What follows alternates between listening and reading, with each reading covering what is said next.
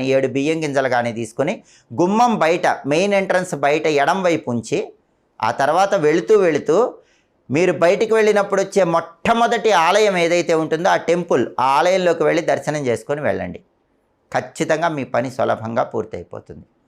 అలాగే పని మీద బయటికి వెళ్ళేటప్పుడు రాళ్ల ఉప్పు కొద్దిగా గుమ్మం ముందు చల్లి మీరు వెళితే చాలా మంచిది.